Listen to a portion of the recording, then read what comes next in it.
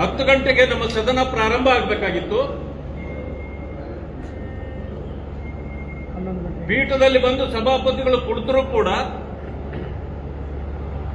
ಸಭಾನಾಯಕರಿಲ್ಲ, ಸದಸ್ಯರೂ ಇಲ್ಲ, ಮಂತ್ರಿಗಳು ಇಲ್ಲ. ಕೇವಲ ಒಬ್ಬ ಮಂತ್ರಿ ಬಂದಿದ್ರು, ಸತೀಶ್ ಜಾರಕಿಹೊಳಿ ಅವರು ಕೊಡ್ತಿದ್ರು.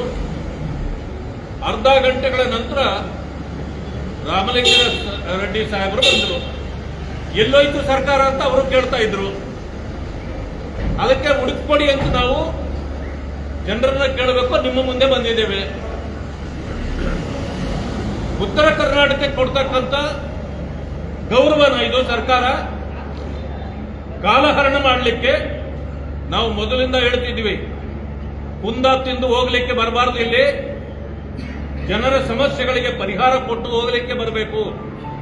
ಇವತ್ತು ನೋಡಿ, ನೂರಾರು ಸಂಘಟನೆಗಳು ಹೊರಗಡೆ ಪ್ರದರ್ಶನಗಳನ್ನು ಮಾಡ್ತಾ ಇದ್ದಾರೆ. ಯಾಕೆ ಇಷ್ಟೊಂದು ಸಮಸ್ಯೆಗಳಿದೆ ಇಲ್ಲಿ? ಇದಕ್ಕೆ ಪರಿಹಾರ ಕೊಡಲಿಕ್ಕೆ ತಾನೇ ನೀವು ಚಳಿಗಾಲದ ಅಧಿವೇಶನವನ್ನು ಬೆಳಗಾವಿಯಲ್ಲಿ ಮಾಡಿದ್ದು. ಆದರೆ ಇವತ್ತು ಸರ್ಕಾರ ತಾನೇ ಹೊರಗಡೆ ಕುಳಿತು ಕಾಲಹರಣ ಮಾಡ್ತಾ ಇದೆ. ಈಗಾಗಲೇ 2 ದಿನಗಳ ಕಾಲ ಸದನ ನಡೆದಿಲ್ಲ. ಒಂದು ಮುಂದುವರಿಸಿ ಅಂತೇಳಿ, 1 ವಾರಕ್ಕೆ ಇನ್ನೂ ಮುಂದುವರಿಸಿ ಅಂತೇಳಿ ಈಗಾಗಲೇ ನಮ್ಮ ಬೇಡಿಕೆ ಇಟ್ಟಿದ್ದೇವೆ.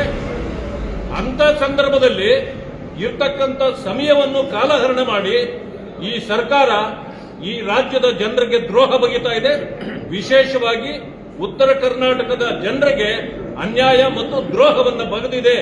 ಆ ಕಾರಣದಿಂದ ನಾವು ಈ ಸರ್ಕಾರಕ್ಕೆ ಧಿಕ್ಕಾರವನ್ನ ಹೇಳಿ ಈಗಾಗಲೇ ಸಭಾಪತಿಯವರು ಮುಂದೂಡಿ ಸದನವನ್ನ ಹೋಗಿದ್ದಾರೆ. ಇದಕ್ಕೆ ಕಾರಣ ಈ ಕಾಂಗ್ರೆಸ್ ಸರ್ಕಾರ. ಆದ್ದರಿಂದ ಈಗಲೂ ಕೂಡ ಎಚ್ಚೆತ್ತು ಬಂದಿಲ್ಲ. ಈಗಲೂ ಕೂಡ ನಾವು ಅವರಿಗೆ ಧಿಕ್ಕಾರವನ್ನ ಹಾಕ್ತೇವೆ ಅಂತಕ್ಕಂಥ ಮಾತನ್ನು ತಮಗೆ ಹೇಳಲಿಕ್ಕೆ ಬಯಸ್ತೇನೆ.